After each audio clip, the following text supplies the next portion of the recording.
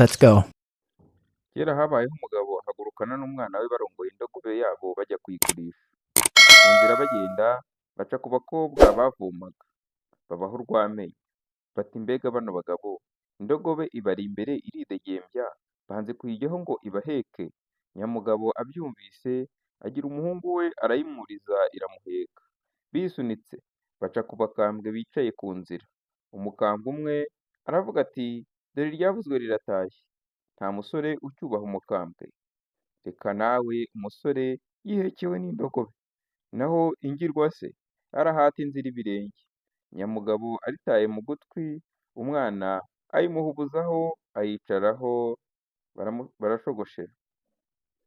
Nyuma bongeye guhura n'abandi bantu, baramubwira bati shyuu, cyo mubyeyi gito, usiga umwana wawe kandi uruzi ananiwe, asigaye agenza inyuma ibirenge, akagenda inyuma y'indogobe, atabasha gutera intambwe nk'indogobe yawe.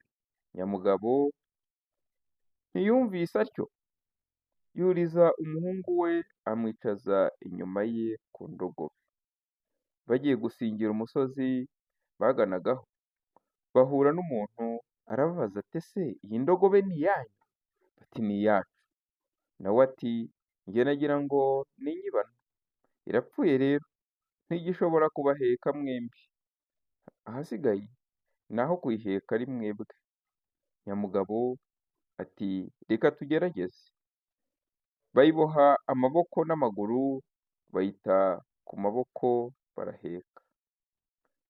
Ngo bagere ku mugezi, aho bahasanze inkwenene bayivaho. Barakokereza babaseka.